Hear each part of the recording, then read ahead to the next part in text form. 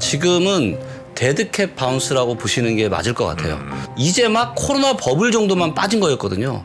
근데 이거를 뭐 통화량이나 사람들의 소득이나 뭐 실제 사용 가치인 전세나 여러 가지 대비해 봤을 때는 여전히 고평가된 수준이거든요. 하반기로 갈수록. 그래서 뭐 빠르면 한 5월이나 6월 그리고 가을로 갈수록 저는 하락세가 다시 한번 거세질 가능성이 매우 높다 그렇게 예상하고 있습니다. 많은 이제 시청자분들이 지금 이제 도대체 집값이 언제쯤 그럼 바닥이 올 거냐 여기에 대한 많은 좀 고민들도 있으실 텐데 진짜 내 집 말을 좀 해도 될 만큼 조금 무릎 미치다라는 가격은 저는 최소한 한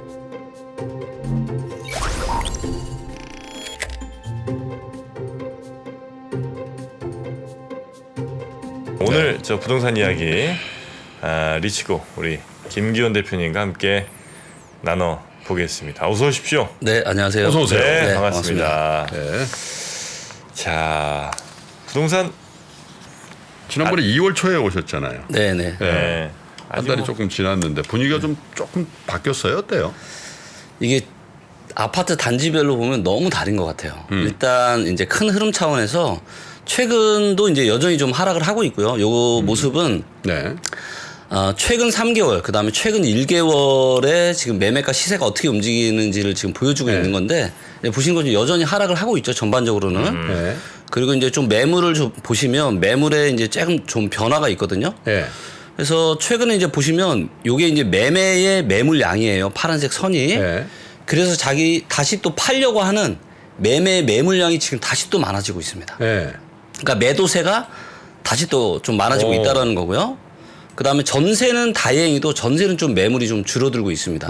근데 요게 이제 서울에서만 나타나는 현상이 아니라 인천이나 경기나 전부 다 전반적으로 지금 매매 매물은 다시 증가하고 있고 네. 전세 매물은 좀 감소하고 있는 이런 현상들이 나타나고 있고요.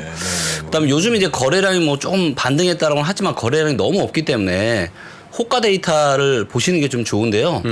자, 이게 이제 보시면 이제 최저 호가 기준으로 지금 최저 호가라는 게 가장 싼 거. 그렇죠. 예. 팔려고 내놓은 그 최저 호가의 매물의 가격 변화를 이제 한 건데요. 이제 보시면 여기 이제 최근 3개월로 세팅을 해놨어요. 네. 그래서 최근 3개월 동안 1000세대 이상 단지 중에서 여의도 같은 경우는 지금 변화가 없죠. 여의도에 저기 여의도 뭐 지금 여의도네. 예, 요 거의 시범 없을걸요? 아파트인데 네. 예, 여기를 보시면 여기 이제 매매가 지금 그러니까 최근에 조금 이렇게 조금 올라가네? 최저가가 조금 올라갔어요. 네. 근데 이제 요걸 3개월로 하니까 별로 차이가 없었던 건데 아주 또 들어가서 보면 최근에 조금 올라갔다. 금매 소화 과정이라고 봐야 되나요? 그럼? 네네. 그런데 이제 여전히 이제 최근 3개월 기준으로 놓고 보면 여전히 지금 하락하는 곳들도 꽤 많아요. 네. 예. 그리고 요쪽에 이제 목동도 한번 보시면 목동도 단지별로 아니, 너무 차이가 많이 좀 나죠. 찍어주세요. 아, 이렇게 그럴까요? 너무 많이 돌아다니시니까. 네네. 알겠습니다. 자, 목동 한번 7단지 한번 보도록 하겠고요. 네. 자, 7단지를 보니까 최저 호가가 지금 한때 분위기 안 좋을 때는 지금 16억까지 떨어졌었는데 네. 지금 이제 18억까지 이제 최저 호가가 이렇게 올라간 상태예요. 이게? 30평. 요게 그렇죠. 요게 이제 지금 30평 뭐 20평대 아니에요? 요게 27평짜리입니다. 27평. 예, 27평이 제일 많거든요. 근데 그래서 그게 18억이에요? 네네. 근데 최저 호가라는 게 부동산 쪽에서 그냥 입력하는 거예요, 저거? 부동산 쪽에서 입력을 하는 게 아니라 집주인들이 부동산에 내놓은 가격인 거죠. 그거 어떻게 아냔 말이에요. 이 데이터들을요? 네. 요 데이터들은 이제 네이버나 기타 이제 매물을 올려놓는 그런 사이트에 다 있습니다. 네. 근데 그게 실매물 맞아요? 실매물 맞습니다. 실매물 요즘 이제 맞아요? 특히나 네이버 같은 경우는 전부 다 실매물 인증을 하기 때문에 네. 이런 매물들이 진짜라고 보시면 됩니다. 그리고 최근에 이제 반등 폭이 좀 큰 곳이 어디냐면 잠실 쪽이 좀 많이 내렸었잖아요, 많이 원래. 근데 잠실 쪽이 굉장히 이제 반등 폭이 좀 큽니다. 보시는 것처럼 한눈에도 지금 굉장히 많이 올랐죠. 그래서 잠실 주공 5단지 재건축 호재가 있는 잠실 주공 5단지가 보시면 이제 최저 호가가 굉장히 최근에 급반등을 했습니다. 그래서 20억까지 떨어졌다가 최근에는 한 23억에서 24억 요 정도 지금 하고 있죠. 몇 평이에요? 요게 이제 4평? 33평이요. 33평? 예, 예. 잠실 주공 5단지는 거의 다 비슷비슷합니다. 뭐 33, 34, 35평. 예. 저희 우리나라에서 저 엄청 세게 지은 거거든 옛날에. 네, 맞습니다. 옛날에 네. 중동 진출하려고 네. 시범적으로 지은 거예요. 그리고 잠실 엄청 5단지?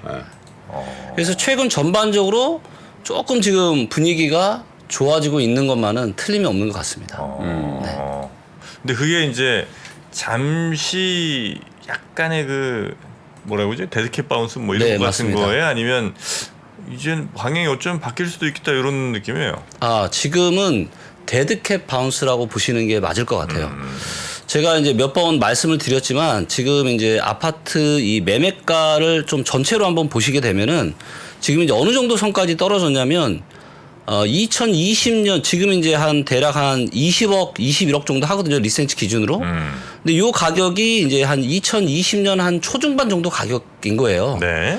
근데 이제 떨어져서 이제 요 정도까지 지금 떨어진 건데 제가 누누이 말씀드리지만 원래 코로나가 없었고 그다음에 임대차 3법이 없었다라면 아파트 가격이 2020년과 21년에 이렇게 초급등을 하지 않았을 거예요. 근데 이제 순전히 코로나 버블 때문에 엄청난 상승을 했던 거고 이제 막 코로나 버블 정도만 빠진 거였거든요. 근데 이거를 뭐 통화량이나 사람들의 소득이나 뭐 실제 사용 가치인 전세나 여러 가지 대비해 봤을 때는 여전히 고평가된 수준이거든요. 그래서 저는 이제 우리가 좀 진짜 내 집 말을 좀 해도 될 만큼 조금 무릎 미치다라는 가격은 저는 17년이나 최소한 한 18년 정도 가격까지는 떨어져야 우리가 좀 메리트 있는 가격까지 18년도 가격은 들어오는 잠실 게 주공 아닐까. 기준으로 얼마입니까? 잠실 주공 기준으로는 빨리 알려주세요. 네네 17, 18년 보시면 한 네. 17억, 18억 정도? 17억. 네네 17억, 그러면 18억 정도. 앞으로도 한 네. 4억 더 떨어져야 된다. 그렇죠. 요게 이제 한 20억까지 떨어졌다 지금 23억까지 올라온 거였거든요. 20억에서 한 2, 3억만 더 빠졌으면 그렇죠. 원래 좀만 더 떨어졌으면 괜찮았는데 이제 최근에 이제 분위기가 조금 살아나는 분위기다 보니까 지금 이제 23억까지 다시 호가가 올라간 거죠. 딱 그 시점을 찍는 이유는 뭡니까? 예를 들면 왜냐면 이제 네. 그 집값이라는 게 뭐 어차피 원가가 있잖아요. 그렇죠. 새로운 아파트를 네, 지을래도 맞습니다. 사실 뭐 지가도 있지만 네. 거기에 들어가는 건축비라든지 이런 게 많이 올라 있잖아요. 네, 맞습니다. 근데 그런 것들도 감안해서 하는 그렇죠. 그러니까 이게 공급자적인 측면이 있고 수요자적인 측면이 있잖아요. 네. 이제 공급자인 이제 시공사 입장에서 봤을 때는 지금 이제 재료비나 원자 대비나 인건비가 굉장히 상승을 굉장히 많이 많이 했기 그렇죠. 때문에 네. 사실 이제 분양가를 아주 싸게만 할 수 없거든요. 네. 근데 이제 그런 부분들도 감안하고 근데 중요한 거는 어찌됐건 소비자가 이거를 받아줘야 되잖아요. 그래서 이제 소비자 측면에서 봤을 때는 대표적으로 이제 소득 대비한 저평가 인덱스인데 소득 대비한 저평가 인덱스를 보게 되면 예를 들면 잠실의 송파구의 데이터를 한번 보도록 하겠습니다. 네. 요게 지금 송파구의 소득 대비한 저평가 인덱스거든요. 근데 보시는 것처럼 저점이 2013년, 14년 요때가 이제 그렇죠. 집 사서 빌려서 예. 집 사라는 때. 그렇죠. 한 18대 정도 되거든요. 근데 지금 얼마냐면 지금 여전히 31이에요. 너무 비싼 거죠, 지금. 역사적인 평균이 지금 24.5고 근데 여전히 지금 내려갔지만 그래도 30이 넘는다는 얘기죠. 저건 저 지역 소득입니까? 이거는 이 지역 소득은 아니고요. 이제 전체 대한민국 소득? 평균 소득으로 평균 소득. 이제 만든 겁니다. 그래서 여전히 요거를 봤을 때 2007년, 8년이 좀 고점이었었고 14, 15년이 굉장히 저점이었었고 그리고 최근 이제 말도 못하게 이제 고평가 됐다가 이제 거품이 떨어지고 있는 수준이고요. 네. 그래서 이 데이터를 놓고 봐도 여전히 주택 가격은 좀 더 떨어지는 게 맞다. 네, 그런 판단이 듭니다. 네네네. 항상 이렇게 저 소득 대비 평가를 해보면 위아래로 이렇게 왔다 갔다 하는 그 사이클이 좀 있는 모양이죠. 예, 사이클이 있고 이제 예를 들면 얘가 쌀 때 연결하시면 되는 거예요. 그때가 이제 대표적으로 이게 이제 14, 15년 그리고 2007년, 8년 이때 또 고점이었었잖아요. 네. 그러니까 소득 대비 비쌀 때가 결국은 집값의 고평가인 거고, 예, 그다음에 쌀 때가 집값이 저평가인데 여전히 지금은 소득 대비해서 여전히 지금 굉장히 비싸다. 그래서 저는 이제 많은 분들이 좀 아셨으면 하는 게 뭐냐면. 그러니까 집값의 고점을 2021년에 이거를 정상적인 가격으로 생각하는 게 저는 문제라는 거죠. 원래는 이런 가격은 있을 수가 없는 거였어요. 근데 코로나가 터지고 임대차 3법이 발생을 하면서 전세가가 급등하고 또다시 매매가를 밀어올렸기 때문에 말도 못한 버블이 생겼던 거예요. 그리고 이제 이런 버블이 이제 막 꺼지는 과정이고 그래서 고점 대비해서는 싸 보이지만 역사적으로 또 본질적인 가치 대비해서 뭐 통화량이나 소득 대비나 전세 대비 여러 가지 봤을 때 여전히 지금은 비싸다. 그래서 거품이 더 빠져야 돼요. 네네. 그래서 지금부터 빠지는 게 진짜 빠지는 거라고 생각하시면 되고 지금 잠깐 뭐 데드캣 바운스에 이런 움직임이 나타나고 있지만 하반기로 갈수록 그래서 뭐 빠르면 한 5월이나 6월 그리고 가을로 갈수록 저는 하락세가 다시 한번 거세질 가능성이 매우 높다 그렇게 예상하고 있습니다. 네네네. 근데 이제 정프로도 이제 주식 물려 있는 주식들 보면은 네, 살짝 빠졌을 때 샀다 보면 네, 어? 대부분 그렇죠. 그죠? 맞습니다. 고점 대비 살짝 한 내지는- 10% 빠져. 오, 이거 맞아요. 싸 싸냐. 보이거든요. 그 대부분 그렇잖아. 그랬다가 지금 세스윈드도 그렇고. 네, 맞아요. 쳐 올렸습니다. 근데 이제 지금 김기현 대표 얘기도 아파트도 마찬가지라는 거지. 맞습니다. 저 2007년도부터 쭉 보면은 지금 한 10% 15% 빠진 것도 무지 비싼데 네. 우리 기억은 직전 고점 대비해서 몇 번 맞습니다. 빠졌냐. 그렇죠. 직전 고점 대비하면 어떤 아파트들은 보면 뭐 한 20, 30%, 40% 빠진 것도 있으니까 반토막 난 맞습니다. 것도 있는데 근데. 엄청 싸 네, 보이니까. 심지어는 60% 빠진 아파트도 있어요. 어디요? 부산에 있습니다. 부산? 네. 부산 또 우리 김프린 전문이잖아요. 아 부산. 거기 아니에요 혹시 그 뭐지 왜? 남천동? 네. 아니요 거기 제가 지금 정확히는 기억을 못 하는데 이제 아. 얼마 전에 저희가 이제 데이터 분석한 거를 저희가 한번 세종 송도 세종도 네, 많이 송도도 빠졌죠. 굉장히 많이 빠졌고 송도 많이 빠져. 세종 많이 빠졌죠. 세종은 너무 많이 올랐지. 네, 대다수의 지역들이 한 30, 많이 빠진 아파트는 30에서 50% 빠진 아파트들이 좀 있어요. 하지만 전체적으로 봤을 때는 또 그 정도는 아니고요. 네. 아, 그러니까 아주 심하게 빠진 약간 아파트들이 있는데 그렇게 반등하는 게 빠진 지금 강남 3구 내지는 뭐 이런 데들입니까? 저 전반적으로 다 지금 지금 많이 빠진 데가 송도, 그 다음에 동탄 이런 데들이 좀 많이 빠졌었거든요. 평택 이런 데들이. 근데 이런 데에서 다시 지금 조금 가격이 지금 하락세가 호가가 올라가고 그러면서 지금 최근에 또 갭 투자도 또 일부 지역에서 다시 또 나와요? 조금, 네, 또 조금 늘어나고 있다고 야, 지금. 이 시점에 갭 투자 너무 위험한 거 아닌가? 뭐 찾아보면 심지어는 지금 1,000만 원 미만으로도 갭 투자를 할 수 있는 곳들이 있기 때문에 그분들은 다시 이제 간다고 생각하시는 모양이네요. 그죠? 맞습니다. 다시 이제 가격이 올라갈 걸로 예상을 하시는 거죠. 1,000만 원이면 집을 사요? 네, 1,000만 원이면 살 수 있는 집들이 있습니다. 그인지 아마 급격히 떨어진 매매가 대비 전세가가 좀 덜 떨어지면서 생긴 현상 아니에요? 그 전세 만기 되면 근데 전세- 이런 전세- 일들은 항상 있어 왔고요. 항상 있어 왔고요. 실제 이제 데이터를 보게 되면 네. 지금도 2천만 원 미만으로 이하로 살 수 있는 집이 아파트 단지 기준으로 한 200개 정도 돼요, 전국에. 아니 그런 사람들은 그러면 지금 1,000만 원으로 산다 쳐요. 한 채로 그렇게 하진 않을 거고 한 10채 산다 쳐요. 네. 세금은 다 어떻게 내요? 근데 이제 이게 세금이 이제 취득세 문제가 있고 양도소득세 문제가 있는데 네. 취득세는 지금 다주택자 취득세 문제를 아직은 이제 묶어두고 있잖아요. 그래서 그런 게 있지만 취득세 중과세? 그렇죠. 근데 양도세 같은 경우는 대부분은 이런 갭 투자 싸게 갭 투자할 수 있는 먹은 거에서 지역들은 내는 건데 비조정 지역이기 때문에 중과세가 아니라 일반 과세가 됩니다. 아 그리고 먹은 거에서 내는 그렇죠, 거잖아요. 맞아요. 손실 나면 수익 세금 난 안 거에서. 내거든. 우리 일반적으로 이제 이 사람들이 생각하는 게 세금을 딱 생각하는데 세금은 먹은 거에서 몇 퍼센트 내는 거거든. 네, 맞습니다. 아니 근데 갖고 있으면 한 5채, 10채 갖고 있으면 세금 엄청 보유세 엄청 낼 거 아니에요? 보유세 참 보유세. 네, 보유세. 근데 보유세가 생각보다 그렇게 많지 아, 않습니다. 그래요? 지방 같은 경우는 이제 공시지가 자체가 워낙 싸다 보니까 예. 다가구 많이 걸리지 않아요? 난 평생 특히나 이제 먹는다. 공시지가가 또 2억 이하일 경우에는 세금이 생각보다 부담되지 않아요? 전혀 부담되지 않습니다. 아 그래요. 그러니까 좀 고가 아파트 같은 경우는 하라는 거예요. 그래서 아니 그래서 제가 말씀하는 얘기하다 보니까 갭을 하라는 아니, 식으로 그런 얘기가 건 아니에요. 되네. 그리고 이제 마침 갭 얘기가 나왔으니까 제가 좀 데이터로 좀 보여드리고 싶은 좀 중요한 내용이 있는데요. 그게 뭐냐면 지금 이제 우리가 얼마 전까지만 해도 빌라 역전세 문제가 상당히 심했잖아요. 근데 지금 보니까 데이터를 보니까 오피스텔도 지금 역전세 문제가 오피스텔 역전세? 예, 오피스텔. 그러니까 요거 이제 데이터로 한번 제가 보여드리면 자, 예를 들면 이제 천호역에 지금 500세대 이상짜리만 한 거고요. 천호역에 있는 요 오피스텔인데요. 얘가 지금 매매가가 얼마냐면 보시는 것처럼 1억 8천을 중심으로 뭐 싼 거는 한 1억 6천. 뭐 이렇게 싸요? 1억 6천에도 거래됐고 1억 8천 뭐 2억에도 거래가 됐는데 한 1억 7, 8천 정도면 사요. 근데 전세가 얼마냐면 전세가 1억 평균이 전세가 1억 8천이에요. 1억 9천짜리도 있고. 이거 보세요. 지금 전세 거래된 건데 1억 8,800, 1억 8,700. 그러니까 근데 이제 이게 제가 보니까 프루지오 시티인데 보통 이제 그래도 오피스텔에 프루지오가 들어가면 좋은 거 아니에요?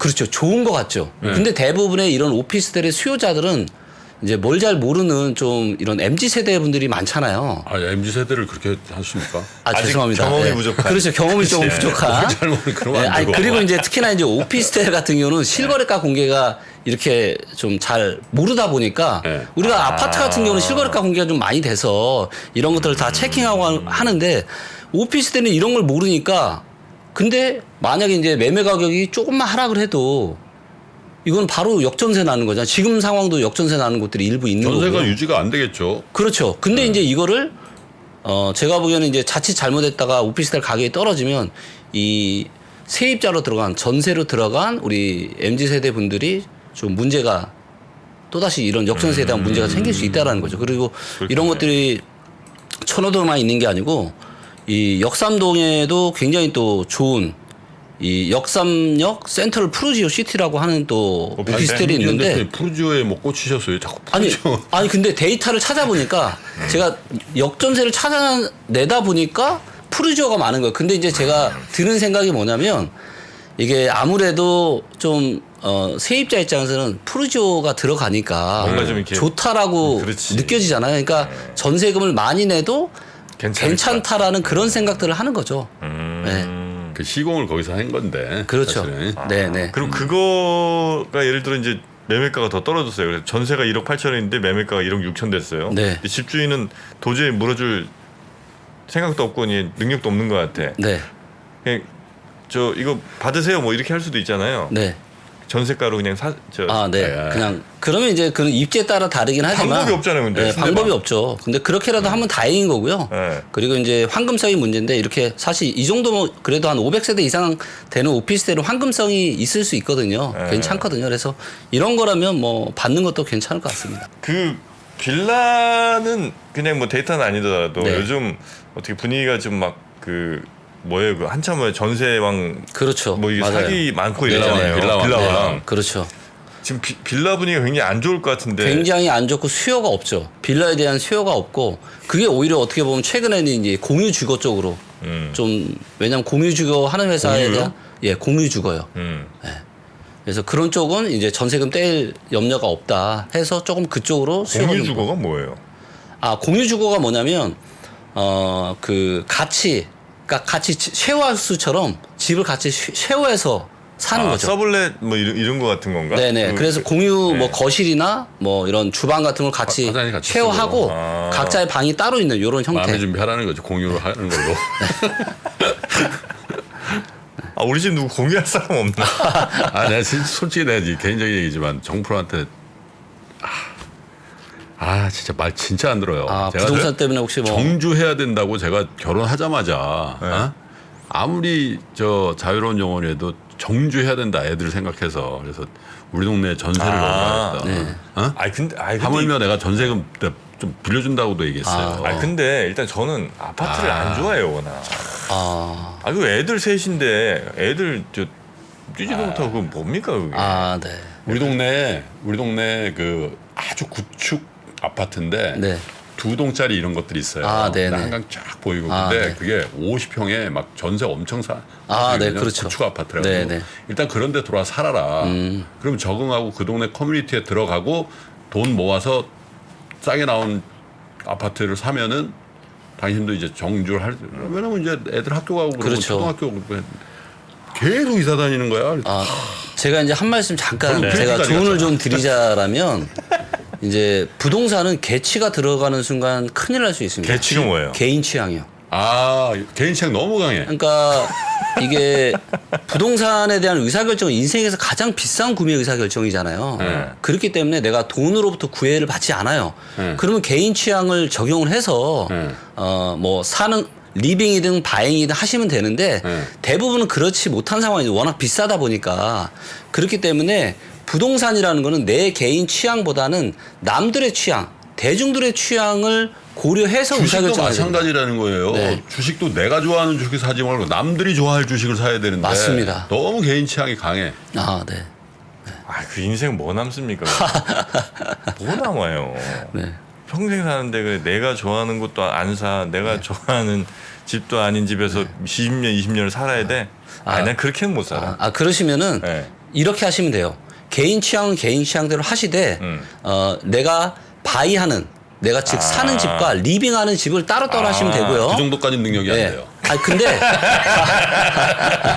그게 그렇죠, 그렇죠. 예, 또 많은 이제 시청자분들이 지금 이제 도대체 집값이 언제쯤 그럼 바닥이 올 거냐 여기에 대한 많은 좀 고민들도 있으실 텐데 지금 서울 기준으로는 24년 하반기에서 25년 상반기 정도면은 저는 상승 변곡점이 나타날 거라고 예상합니다. 몇 년? 24년 하반기에서 25년 상반기요. 그 사이 즈음에는 1년 반 남았네. 그렇죠. 상승의 변곡점 다시 이제 상승으로 터닝하는 그런 모습이 나타날 거라고 생각하고 있고요. 그때 이제 제가 적절한 시점이 오게 되면 제가 우리 정프로님이 리빙이 아니라 바잉 하시는 거에 대해서 제가 적극적으로 자문을 좀 해드리도록 그렇습니까? 하겠습니다. 예. 행복해요. 바잉에서 한번 이 시세가 오르는 맛을 한번 보시잖아요. 일단 그때가 만기거든. 네. 여기 지금 전세. 아, 그래요? 네. 거기 잘 나와야 돼. 아. 그 숙제가 있어. 아니.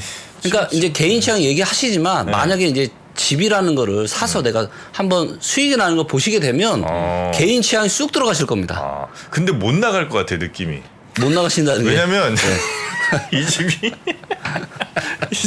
예. 전세금이 아주 작진 않아요 빌라인데. 네.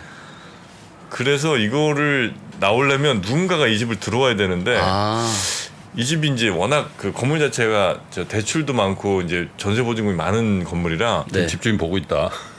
아니 집은 되게 잘 지었어요. 되게 좋아요. 그러니까 들어갔죠. 근데 이제 누가 아마 쉽사리 들어오진 못할 거예요. 부동산에서도 약간 걱정하더라고요. 그래서 아마 들어오기 쉽지 않을 것 같은데.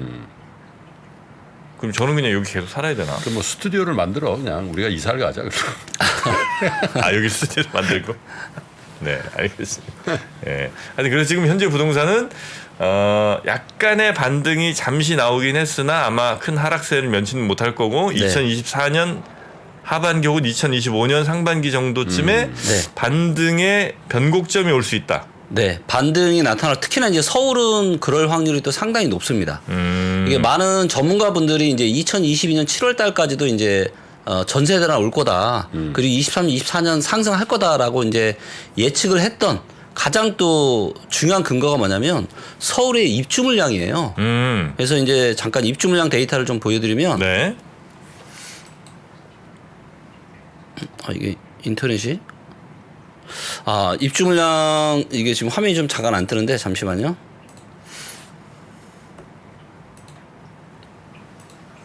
이건 뭐 인터넷 문제인가요? 아니면 인터넷 문제는 아닌 것 같습니다. 리치고 지금 문제예요? 이 데이터로 리치고 문제인 것 같은데. 자, 보여드리겠습니다. 이게 이제 서울의 입주 물량 데이터거든요. 네. 근데 보시는 것처럼 23년, 24년, 25년 어떻죠? 주네요. 지난 20년 중에서 네. 지금처럼 입주 물량이 이렇게 작았을 때가 있었나요? 없네요. 없었습니다. 즉 서울의 새 아파트 공급이 역사적으로 가장 작은 연속되는 3년이에요. 근데 문제는 뭐냐면 26년을 우리가 예상을 해보자라면 26년에 새 아파트가 들어서려면 22년 말이나 23년 초에는 뭔가 이제 분양을 하거나 뭔가 아파트 사업이 진행이 돼야 되는데 그렇죠. 22년 가을서부터 신규 프로젝트가 거의 중단이 된 상태입니다. PF나 뭐 여러 가지 문제가 있기 때문에. 네. 예. 그래서 그렇다는 얘기는 뭐냐면 26년까지도 없다. 서울에 새 아파트가 없고 아하. 어쩌면 27년까지도 없을 수 있어요. 그러네. 작년에 22년도에는 뭐 PF가 사회적인 문제가 됐으니까 그렇죠. 그때 신규 PF 해가지고 뭐 해보겠다는 사람이 없었겠지. 맞습니다. 자, 그래서 25년까지만 지금 확정인데 26년도 없고 심지어 27년까지 없을 수가 있어요, 별로. 자, 그런데 지금 아파트 거품은 역사상 가장 빠르게 빠지고 있죠. 지금 일단 빠졌고 아마도 올해 더 빠질 거예요. 어쩌면 내년 상반기까지 더 빠질 겁니다. 네. 그렇게 되면 가격이 굉장히 메리트 있는 가격대까지 떨어지는데 입주 물량이 없어요. 자, 그럼 이 두 가지가 결합이 되면 어떻게 될까요? 네. 구축. 그렇죠. 그러면 상당한 상승이 나타날 수가 있다라는 거죠. 기존 아파트. 기존 아파트 그리고 이제 새 아파트가 되겠죠. 새 그렇죠. 아파트가 부족하니까. 네. 그래서 지금 뭐 이런 최근에 이제 이런 뭐 둔촌 주공이나 또 영등포 자이나 여기에 지금 다 그래도 잘 지금 완판이 됐잖아요. 둔촌 주공 뭐 일반 저 뭐죠? 그냥 무자격자층은 엄청 몰렸대 또. 네네. 한 두 달 만에 그냥. 네, 맞습니다. 그러니까 분위기가 그만큼 지금 이제 어떻게 보면 이제 부동산이 단기적으로 주식도 마찬가지 심리적인 요인들이 좀 중요하거든요. 네. 네, 그래서 최근 뭐 주식도 좀 최근 1, 2, 3월 달에 좀 반등도 꽤 있었잖아요. 그러다 보니까 이와 더불어 전체적인 지금 시장 상황이 좀 좋은 상황이다 보니까 네. 분양도 지금 최근에 이제 잘 되고 있는 상황인 거고 또 분양하고 나서 분양을 받으신 분들은 입주할 때 상황이 문제인데 입주했을 때 그래도 만약에 입주했을 때 가격이 하락 시장 상황이면 상당히 좀 고통스러울 수 있거든요. 근데 지금 이제 분양받으면 입주가 25년 초중반 정도나 그 이후가 될 거예요. 그렇다는 얘기는 지금 데이터적으로 봤을 때 시장 상황이 다시 이제 돌아서는 그때는 시점에 좋아질 가능성이 있다. 입주를 하시는 거니까 그렇게 상황이 나쁘지 않을 수 있습니다. 그래서 네네네. 분양가가 매력적인 지금 이제 건설사 입장에서는 분양가를 더 높게도 받을 수 없는 상황이잖아요. 그렇기 때문에 분양가가 적정한 매력적인 수준이다라면은 네. 분양 받으시는 것도 괜찮지 않을까. 싸게 사야 된다는 거죠. 네, 싸게. 맞습니다. 그렇죠. 자, 이제 또 좀 있으면 장이 시작하니까 오늘은 우리 여기까지만 좀 말씀 듣고요. 여기 좀 개인적으로 좀 더. 네, 좀 알겠습니다. 연락을 내 말은 죽어라고 안 들으니까 왜 내 말 안 듣는지 몰라. 원래 가까운 사람이 제일 또 말을 잘 안 듣죠. 아, 그러니까. 내가 솔직히 후배들 많지만은 여기만 집에 불러가지고 보여줘요 내가. 네. 최근에도 보여줬어. 이렇게 정주해야 된다 영진아. 말 안 들어. 자, 우리 김치원 대표님 네. 고생 많으셨고요. 네. 다음에 또 뵙겠습니다. 네, 감사합니다. 고맙습니다. 3프로TV가 새로운 모습으로 여러분을 찾아갑니다.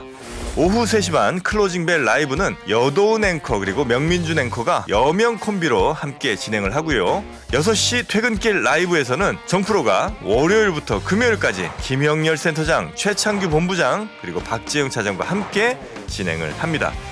그리고 글로벌 마켓 전문가 이주호 앵커가 글로벌 라이브를 더욱 알차게 만듭니다. 2월 6일부터 새로워지는 3프로TV 다시 한번 많은 관심 부탁드립니다.